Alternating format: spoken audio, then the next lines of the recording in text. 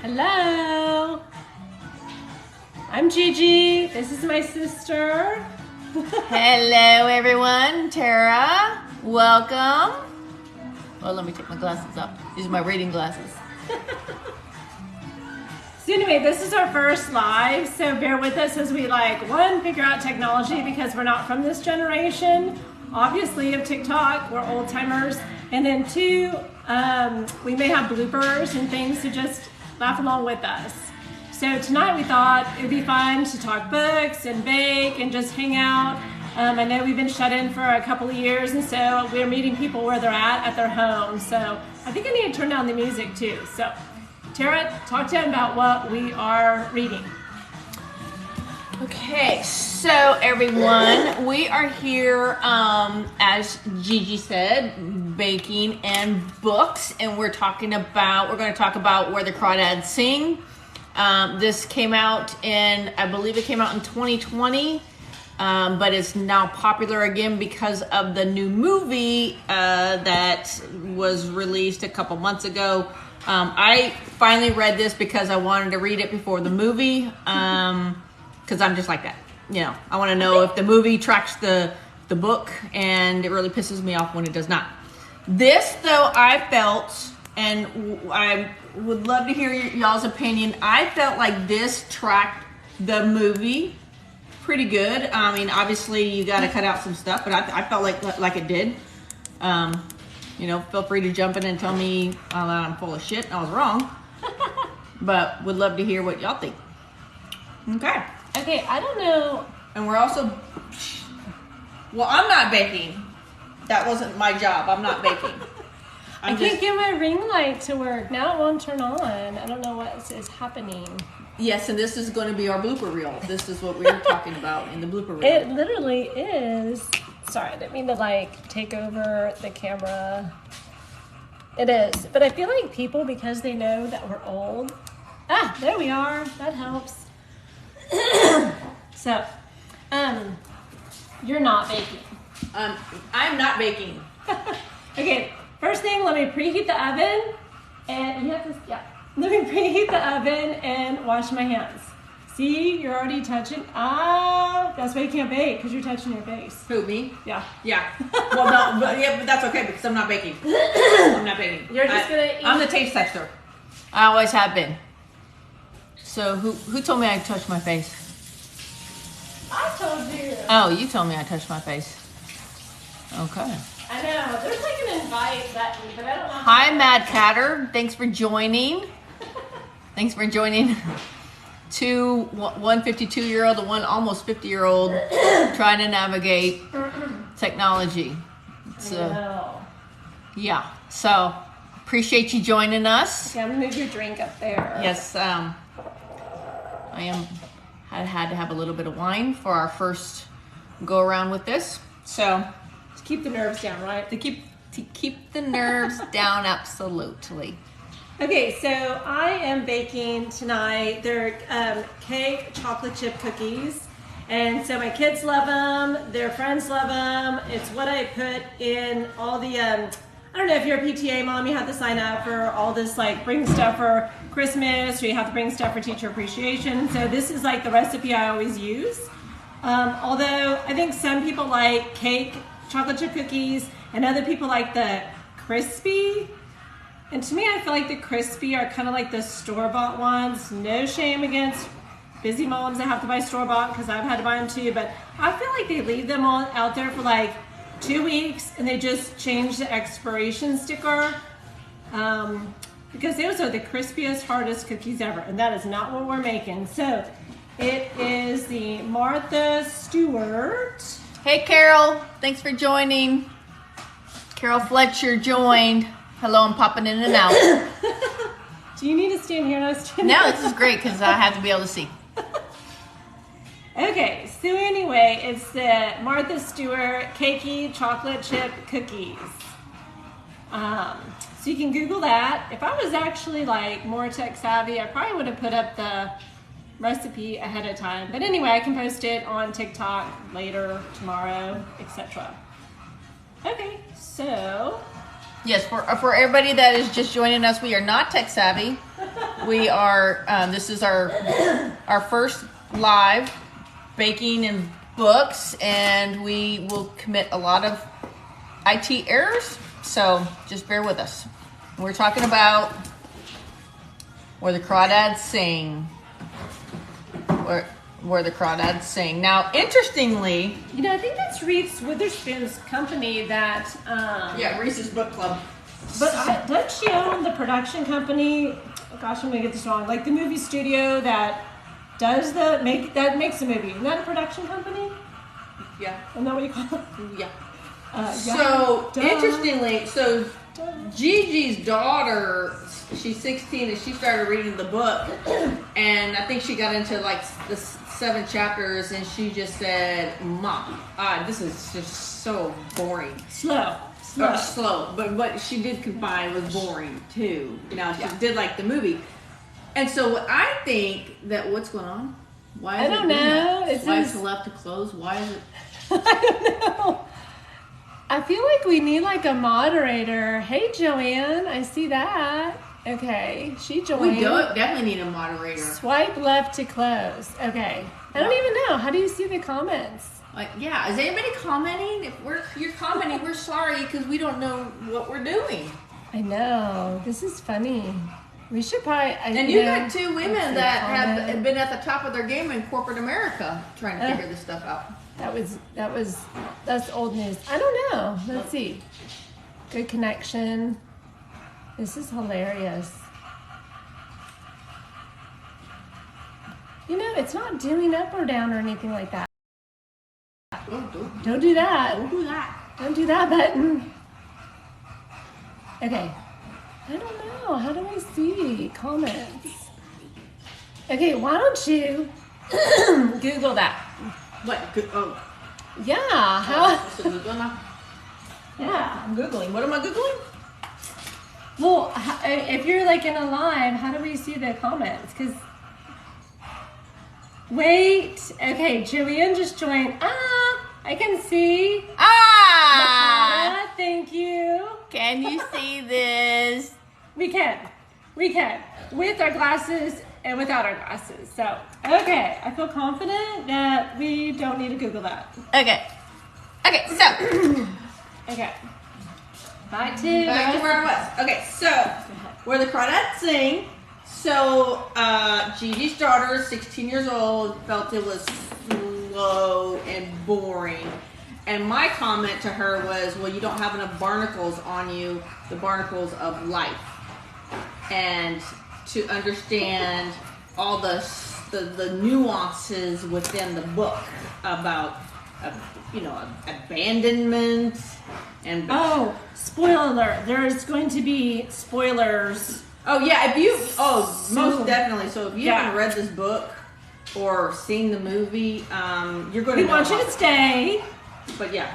But if you don't, we understand because we don't want to spoil the book or the movie. Totally.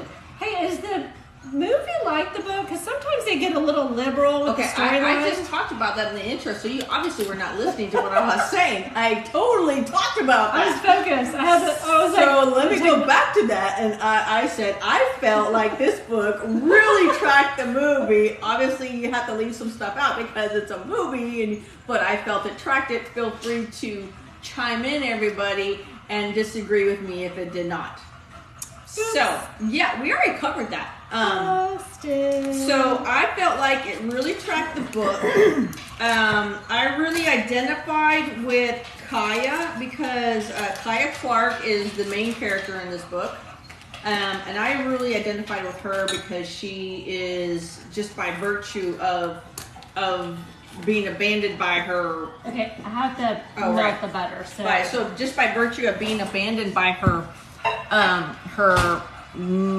first off her mother, and then later on by her siblings, and then ultimately by her father, she grew up in the marshes of North Carolina by herself. And so, but what is beautiful about this book is it really goes into detail about the nature of the marshes, and the lightning bugs and the butterflies and the flora of North Carolina. So I really identify with that because I really love the outdoors. And she just, embraced the outdoors like nobody I've ever seen. So it's a really good book. Let's see if we have any questions. No questions so far. Hello to Jeffrey. Oh, Jeffrey. Hello, Jeffrey Walters? Walker. Walker. Jeffrey Walker. Juanita. Hello, Juanita. Hello, Gabrielle. Hello, everyone that's just joined. We want to, this is our first live, so we just want to preface everything by saying that we are not tech savvy and we are, flying by the seat of our pants right now. So bear with us as we try to work out the kinks of our first little deal. This is our blooper. We're probably going to have a lot of blooper reels. So I am Tara. This is my sister GiGi Meier. She's the one that is the debut author with her book Coyote. Woo, woo, woo! Very excited? That was probably really loud in their ears. Probably. So we're doing books and baking today, talking about where the Crawdads sing and why GiGi bakes. That's what we're baking. We're baking Cakey chocolate chip cookies by, of course, Martha Stewart. Martha Stewart. I know, okay. Like the master of baking. They probably can't. Can you see that? Yeah. Can everyone see that? Okay.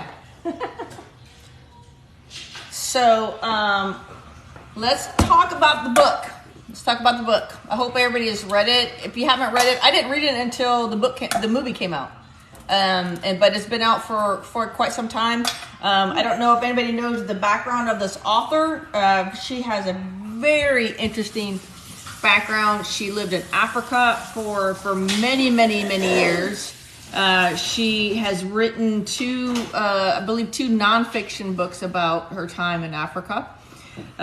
So just her writing is just really beautiful. Just really beautiful. Did she write that when she was in Africa? No, she wrote this when she came back to the States. So she's also written with her, I believe her former husband, her ex-husband, Mark Owen. She wrote Secrets of the Savannah, The Eye of the Elephant, and Cry of the Kalahari. So those are some good names. They're interesting. Right, totally interesting. And so anyway, so we're gonna get into some questions about the book.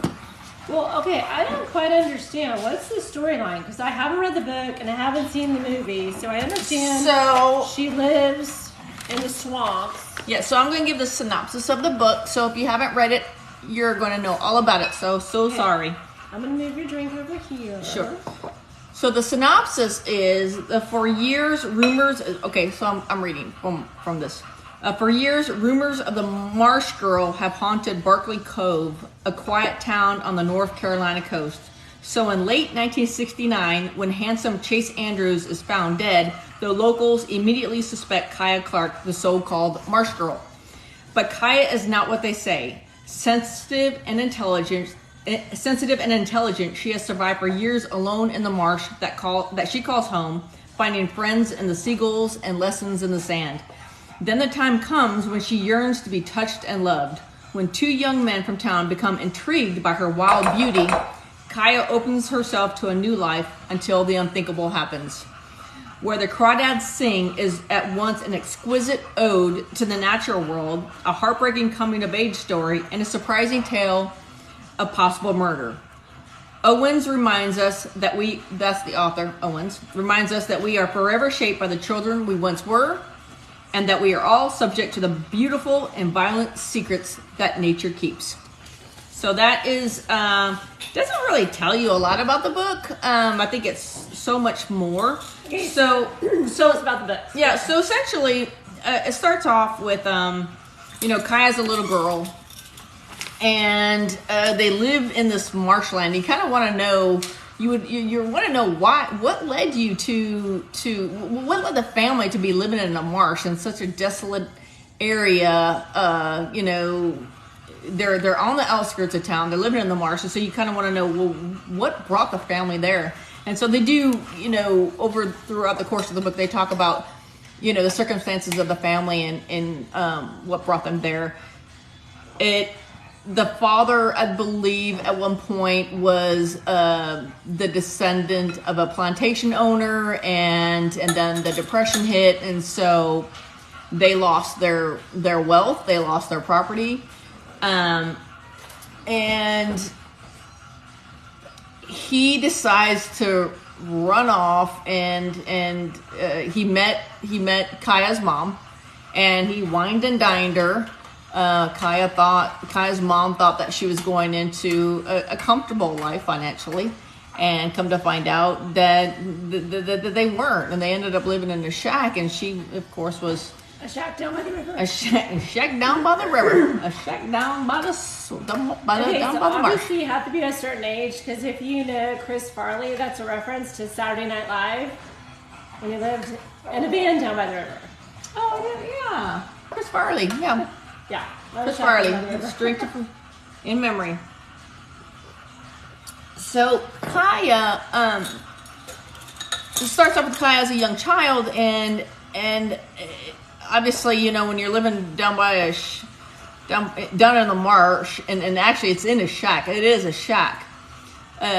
Things are not well. Her father takes to drinking, and when you take to drinking, you kind of figure out what's going to happen. There's abuse. There's physical abuse. And he just beat her. Where did the mom go? He beat her mom up one too many times, and her mom just packed up her suitcase and walked out. And so left her behind. Left her and her siblings behind. I think with the abuse of dad. Yes, I think there was I think she was one of 5. Wow. Think I remember. Yeah, she was one of 5, and so you wonder, like, how can a mom do that? How can a mom just walk away? You come to find out later, though, in the story, that it wasn't that she just walked out. I mean, she did walk out, but she had a mental break, and so it wasn't until she, with some medication, that she realized, oh my God, I walked. And this is years later. She goes, oh my God, I walked out and I left my kids. And so she wrote a letter to. By this point, the kids slowly, as they got older, they slowly started to leave home, because they're like, I don't want to get beat anymore. There's no life here in a shack in the marsh. And so, 3 of them would leave, and then it was just, or I think 2 or 3 of them left the first time, and then it was just Kaya and her brother Jody, and they're very, very close. And then Jody had to leave. Jesus loves you. Thank you. And I love Jesus. That's so sweet. And so it was Jody and Kaya, and then Jody had to leave because he was getting beat on, and so then it was just Kaya and her dad. And there was a point where she the youngest? Yeah, she was the youngest. And there was a point where Kaya and her dad were getting along really well, but then the letter came from the mom. And Kaya couldn't read. That was the thing. Kaya tried to go to school one time, and they made fun of her because she went to school barefoot. They called her Marsh Girl. The kids were so horrible, like kids can be. And she went to school one time and never went back, so she couldn't read. So when she saw the letter come from her, she figured out the letter was significant because of the way her dad reacted. And he goes, this is a letter from your mom. And she says, let me have it. And he read it, and then he burnt it. So she did learn to read at some point. Does it say how? Or not really? Who? How she learned to read? Probably her siblings. No. She, God, I forget his name. The dude in the swamp? Yeah, no. Well, there's 2 dudes in the swamp. There's Chase and Tate. Tate taught her how to learn. Tate taught her how to read. So, when the mom wrote the letter to the dad and he burned it, that's when, like I said, they were getting along pretty good. He thought, he was teaching Kaya things about the marsh, and they'd go out, and was just being really kind. And then as soon as that letter came, he just went back to drinking and being angry. And so Kaya just knew to just kind of, stay out of his way. And that's where eventually her dad left. Eventually her dad just never came back. He'd be gone for like 3 days, and then eventually he didn't come back. So you got like a 10 or 11-year-old living by herself in the marsh. And so she formed this really, really close relationship with Mabel and Jumpin', and Jumpin' owned a fishing shack where you could pull up and get gas and like groceries, and they, you know. Hey, Mark. Hey, Mark. He kind of, they took Kaya under their wing, so to speak. So. Hi, Shelly. Welcome to Books and Baking. Hello, Shelly. So anyway,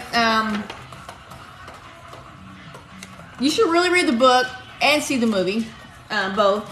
So I'm going to talk about some of the questions, and these are like these book club questions that people talk about in their book clubs.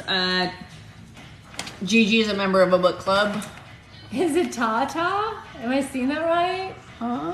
Do you not have my glasses on? Tay-Tay. Hello, Tay-Tay. Gigi, Tara. Gigi's baking. I'm just gabbing about the book. Where the Crawdads Sing. Hope y'all are having a wonderful Thursday evening. Tay-Tay said ew, E-U-G-H, ew. Is that like gross? Ew. You like... Like you don't like cookies or you don't like books, Tay-Tay? Yeah, I don't know. Which one? I don't know. Ew, E-U-G-H, I think that's ew. Ugh? Ugh? Maybe? I don't know. Tay-Tay, what do you mean? Anyway, so any questions y'all have about the book before I keep yammering on? Hi, Crystal. Thanks for joining. And the inaugural Books and Baking live. What is this? It's not a podcast, right? What is this? Stream. Live stream. Live stream. Woo! You're showing your age. I am showing my age. Right? Yes. But the glasses do it too. Yeah. But there's lots of people that need glasses way younger than our age. Yes, well, I had to say that I was proud to hold on to my 2020 vision until I was about 47, and then I refused to believe that the reason why I could not read the words on the page were from my eyesight. I was like, no, I'm like just tired. I looked at the computer all day and I was just tired. I used to be like, it's dark in this restaurant. Exactly. And then it occurred to me to hold the book out further. Oh, yeah. And then that's when it dawned. I was like, no. Who is that joined? And then your arm gets too slow. What? Invite to join live? What does that mean? What does that mean? So y'all, for people that are just joined, do not know any of this tech stuff, so we're reading stuff. We're figuring it out as we go. Yeah. So hi, Ernest. Thanks for joining. Okay, so anyway, back to what I was saying. Some questions. And anybody that's read where the Crawdads Sing, we would really love to hear your comments about this.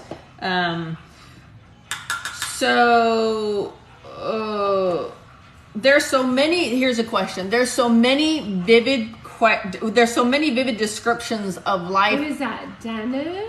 Dennis. Yeah. Hey. Hi, Dennis. There's so many vivid descriptions of life in the marsh. What are some of the descriptions that stuck out to you the most?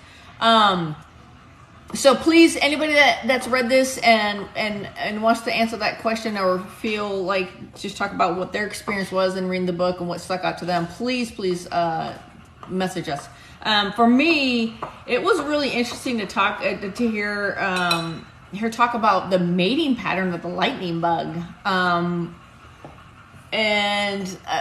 don't know if any of y'all spent any, we're in Houston and we're in Texas, so it's going to be y'all. If any of y'all have spent any time, in the rural areas, rural. Now we are in Houston, the concrete city. But when we grew up in, Illinois, or we lived in Illinois and Minnesota and Wisconsin at one point. And we really got to see, lightning bugs. Arresta? No. Orestes joined. It was interesting to hear her talk about the mating patterns of the lightning bug and how, and then... I assume we have those in the suburbs. Yeah. Well, no, not even the suburbs. You gotta go out. No. You gotta go out. And then to hear her talk about, you know, the gulls, the seagulls, how she would, the seagulls were like her family. She would go out to the beach because where where their shack was very close to the beach, and she would go out to the seagulls and feed the seagulls, and that was her family. And so to hear her talk about seagulls and just the fauna of the marsh, you know, the leaves and the marsh grass. This author does a beautiful job. Delia Owens does sorry. Oh, I know. At the exact same time you should. Delia Owens does a beautiful job of describing the nature and the critters, you know, the critters of the marsh. So for me, that's what stands out the most is just the beautiful way that she described all this stuff. You know, Kaya sits down on the back porch, and just talks about, she actually moves her sleeping, she calls it like her sleeping bag or her mattress. She moves it out to the porch of the shack so that she could be close to the croaking frogs and the lightning bugs. Yeah, so she's just this woman is remarkable. I mean, she grows up to be a remarkable woman. She doesn't know how to read. Hey, Shelly. Is that Shelly? Hey, Shelly. Yes, Shelly Ann. Hello, Shelly. That's a good name. It's a family name for us. A middle name? Yes. So, that is what struck me as far as like the beauty of the marsh. And what's cool about Kaya is that, so Tate, they grew up together. Tate sees her, you know, as a child. You know, he's got his little boat, and Syria, I think Syria Woods. Hello, Syria. What's cool about this is that, you know, Tate and Kaya see each other as they grew up. You know, they're children when they first come across each other, and then they grow up. And so oh, that does look good. I know it does. That's right? Delicious. I used the mini. And we haven't eaten dinner, so that may be our dinner. So what's cool about Tate and Kaya is they grow up together. And, you know, Kaya's always made fun of him. So she can't go to school. She doesn't know how to read. And Tate at one point comes out and he says, I'll teach you to read. And so he brings her and he teaches her to read, and slowly teaches her to read. And she, by the time she's proficient in reading, she's reading textbooks on biology and just all kinds of stuff. And she starts to draw. She starts to draw all the organisms Is that Peter? And it's Peter. Hello, Peter. And so she starts drawing the seashells and the marsh grass, and she draws it. Her drawings are so well that she gets a publishing contract because they said, because of Tate, Tate passed on her drawings to a publishing house, and he said, "Is she still living in the marsh at that time?" Yeah, she still lived. She lived in the marsh the whole time. Her whole life, she lived in the marsh. And they said, we've never had such detailed drawings and such intimate knowledge of the fauna, of the organisms that live in the marsh. And in fact, when she learned to read, I would love to find the quote. I want to find it because to me that was such a profound quote. She talked about when she finally was learning to read. I think I'm just going to paraphrase is what she said is she said, I had no idea words carried so much. I had no idea words could say so much. And that is such a profound statement because they can. I mean, obviously in our everyday, they don't. But when you read some literature, words really do carry some profound things. Well, we always talk about that. That's why I'm guilty of it. I cuss a lot, but I feel like it also takes away from my power when I'm trying to communicate a point and then you drop a F-bomb in. People don't always appreciate that. Well, you know, maybe some do. Just depends. I'm going to try to find that quote because it really, the whole, I think if there's anything that really I would take from this book, is that quote, because I am a bibliophile. I am a huge book nerd, book geek. I'm a member of a club where I get a signed first edition, first printing of books, and some of those have gone on to be Pulitzer Prize winners. So I'm a book geek. So that really struck me. Okay, so it's Linda. Hi, Linda. Tara. Gigi's baking. Tara's just gabbing. I also want to give a shout out to Gigi for publishing her first book, Coyote. Woo woo! Thank you. Go to Amazon, find it on Amazon, purchase it, and she'd love for y'all to do a review on Amazon. We'd love it. Because reviews help out all authors. So if you buy it and you like it, if you can put up a review, and that's for any book, for any author. Yes. It's like word of mouth. It's gold. Savage Grob, will come. Well, hello, Savage. I'll just call you Savage. Thanks for joining us. So if y'all are late to join us, we just want to remind y'all we do not know what we're doing. This is our first live. So if we have any IT issues, I'm just going to blame it on my sister, Gigi. I know, right? Yes. So no, and I think there's also like a TikTok music festival live that's running from like 3:45 to 8:45. So, you know, I picked an awesome day to schedule this live to compete with, you know, basically a TikTok music festival. So that was super smart. So how many of y'all used to take the dough and eat it, you know, before your mom could make it, and then she'd like, stay out of that, you can't eat that it's raw. I know, there's all those warnings now about raw eggs, but I don't know, we grew up, we were fine. I think it's a different time. And we drank out of the garden hose. Yeah. We drank out of the garden hose. My children have never drank out of the garden hose, and that was like basically in Houston in the summers, Mom and Dad didn't want you to come in and out, so you drank out of the hose.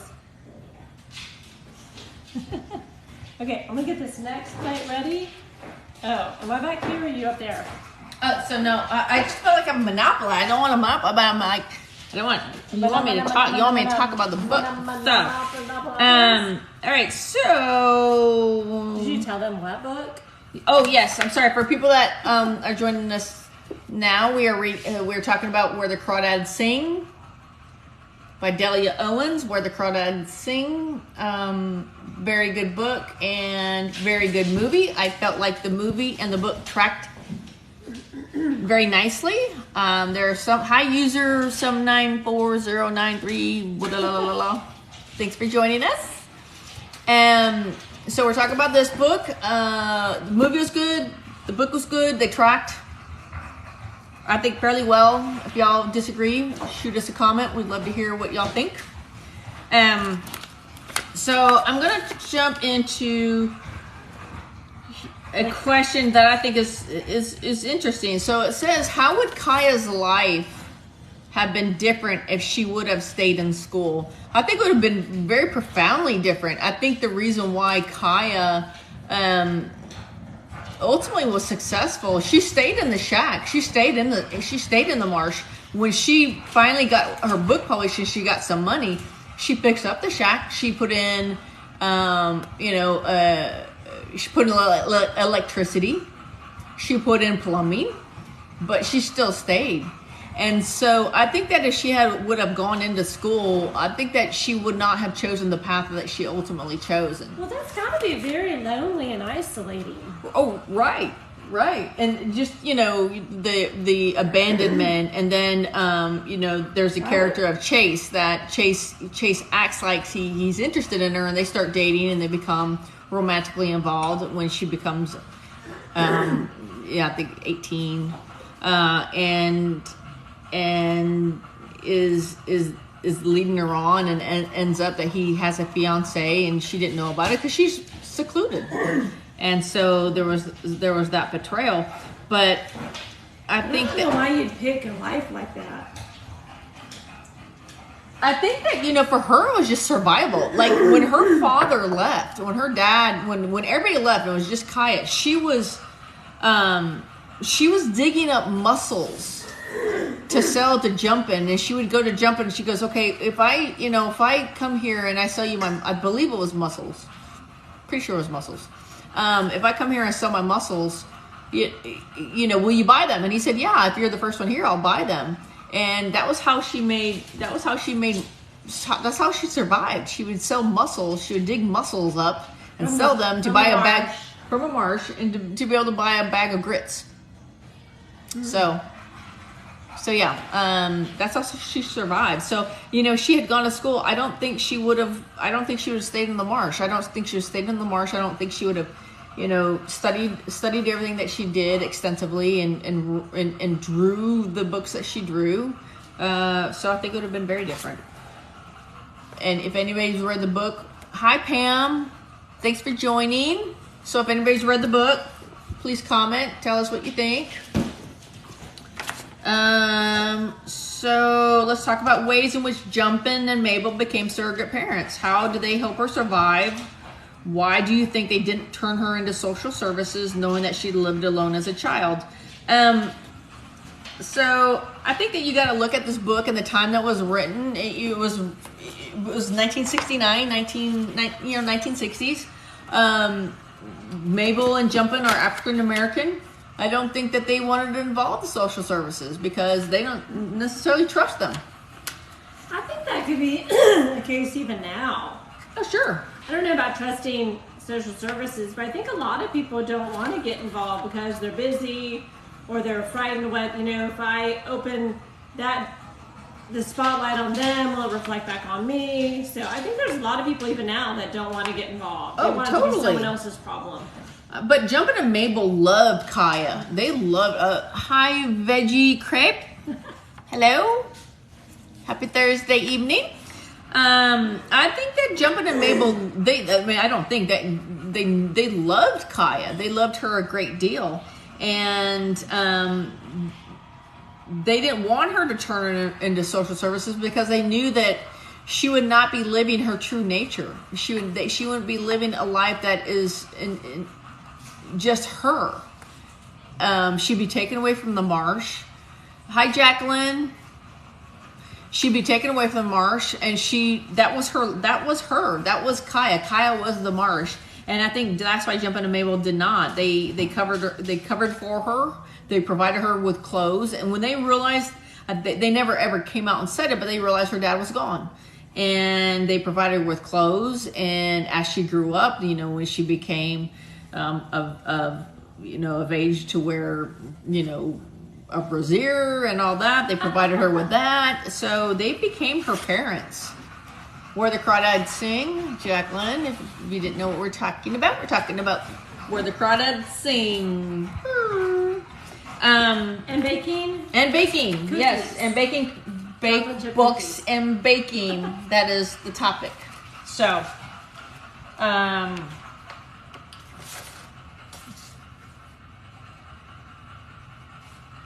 you reading the comments? Do we have a comments?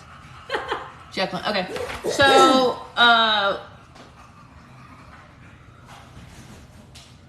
when Tate went to college and came back, he couldn't see a life with Kaya. Let's talk about why he thought this and the actions behind his decision.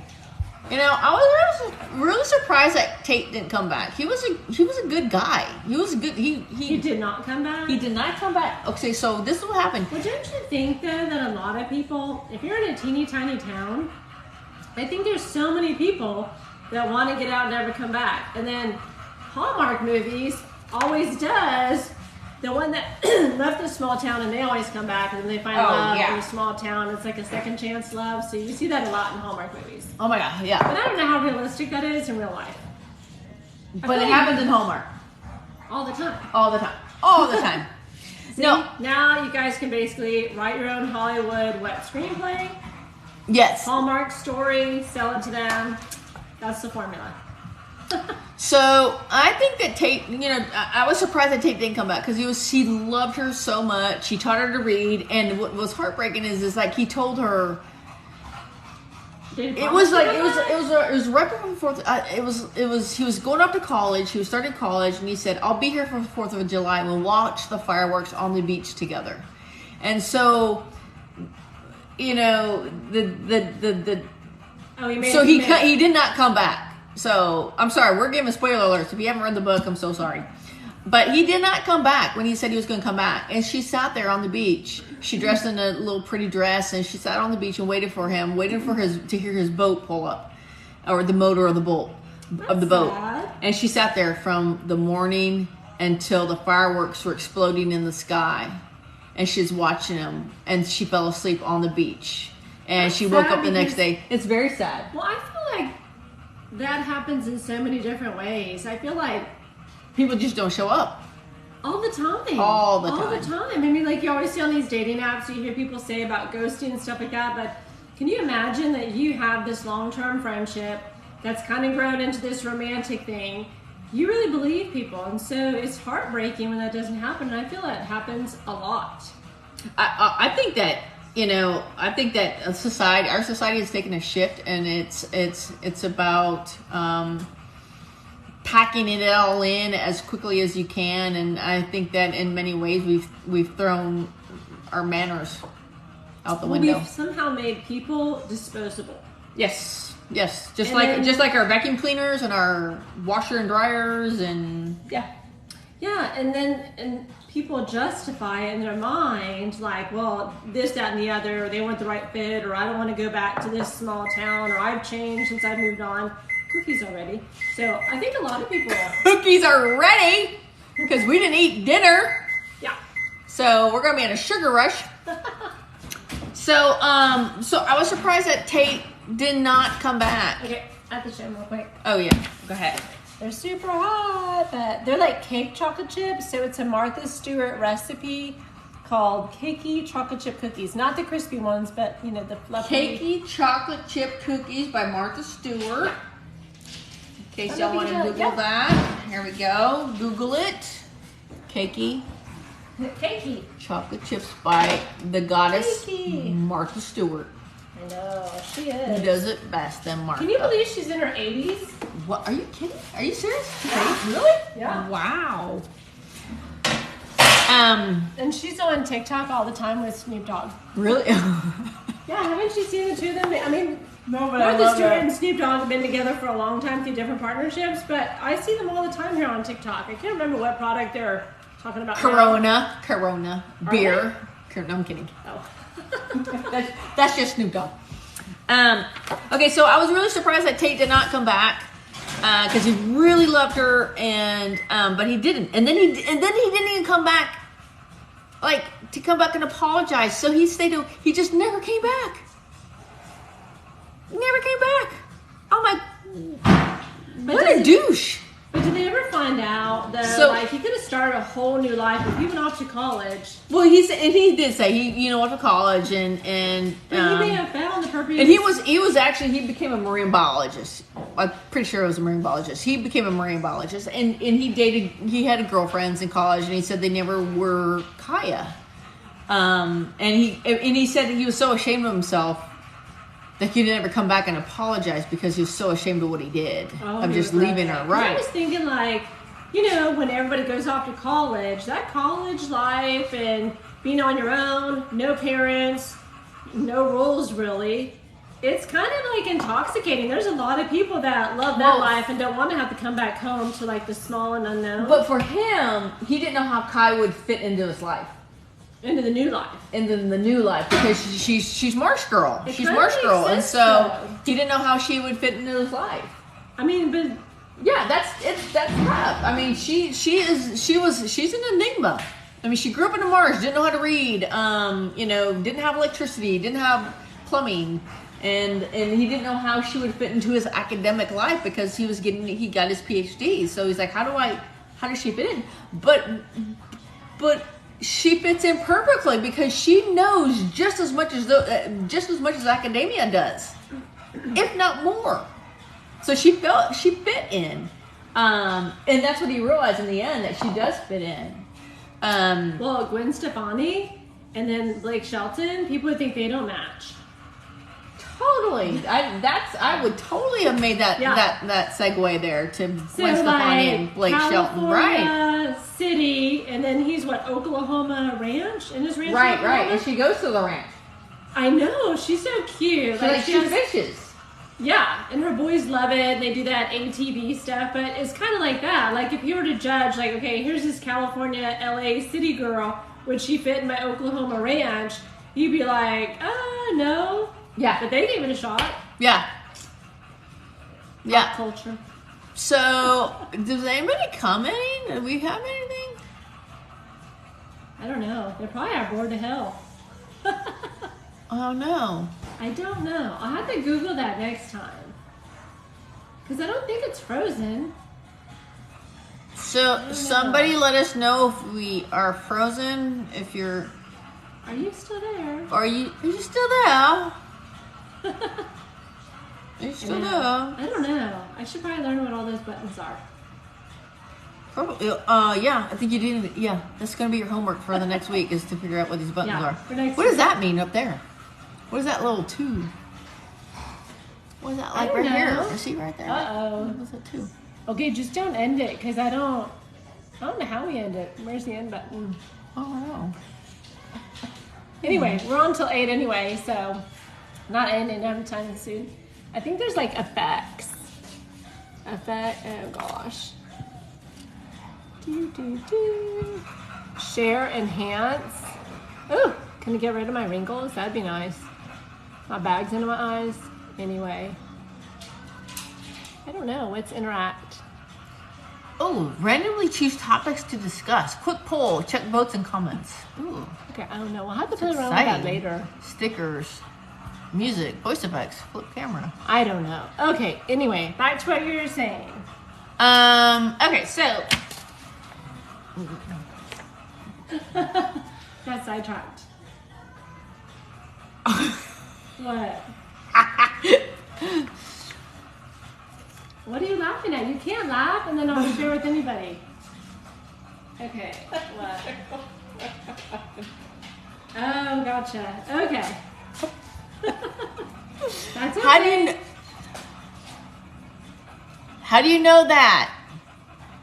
And you know the person you know who we're asking that question to. How do you know that? Anyway, okay, so continue on.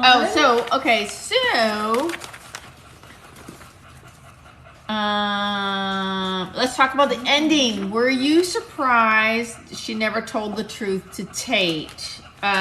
So spoiler alert, she is the one that Why do you keep doing that? Okay. So okay, she did. So Chase ended up dying. So the guy that she was involved with after Tate. Okay, you were at 4th of July and so Tate abandoned her.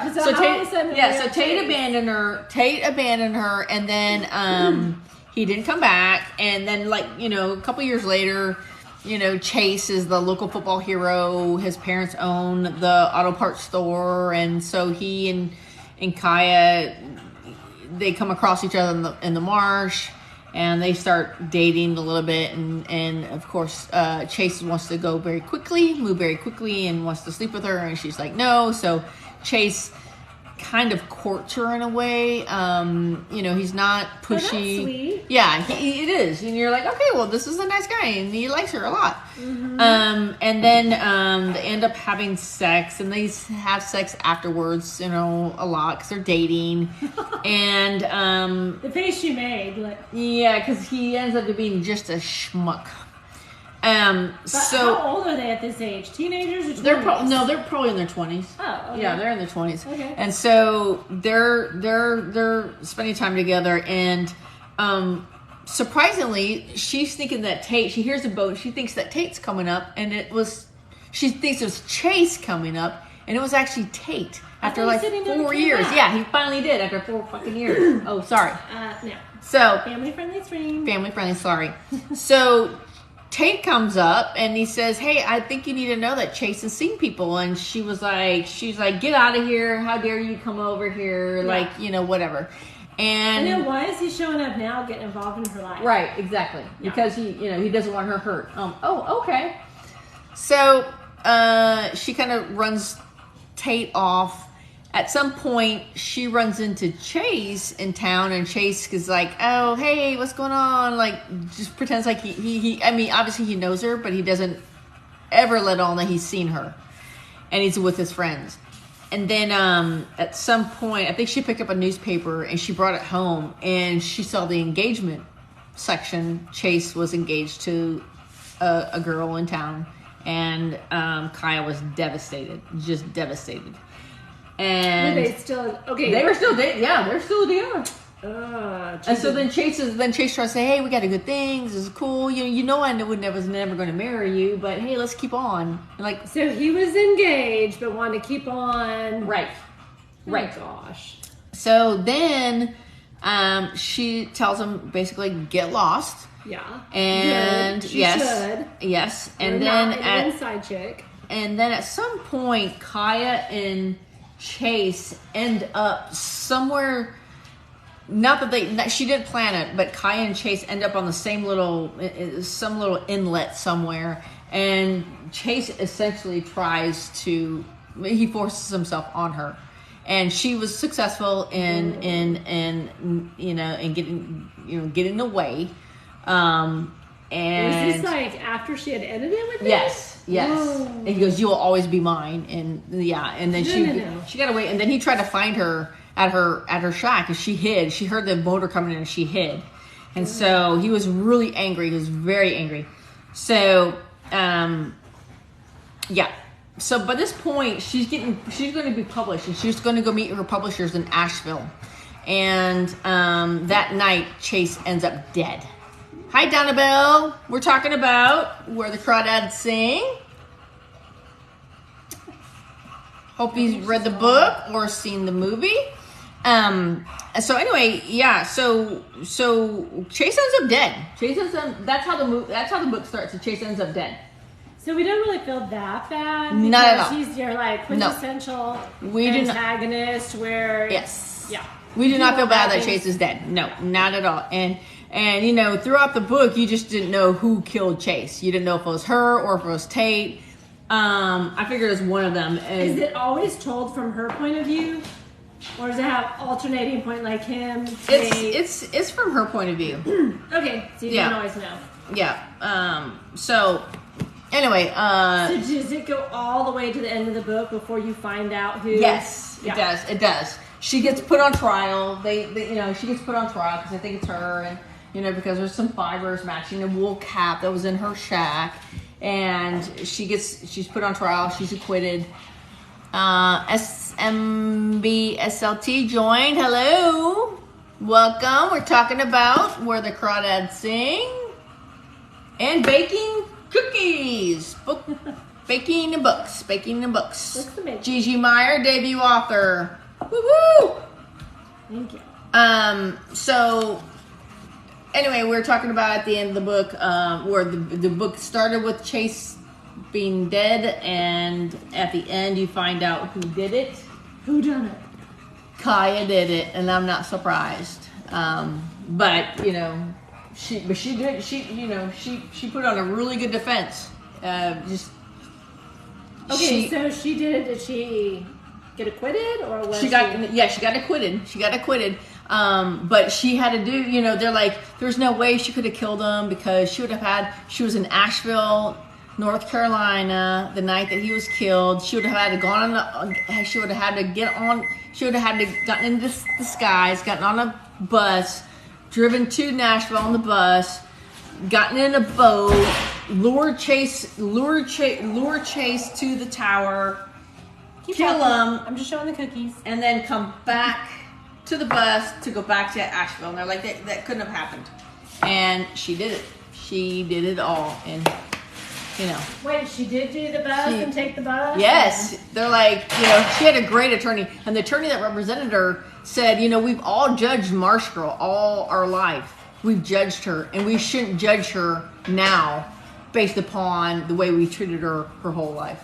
And they said we all turned our back on her. We all did it, you know. Okay, but do you really think that was like a fair, like, was that really fair though? Like, because we've done this for so many years, we're gonna let her off because of that? Oh, right. I see what you're saying.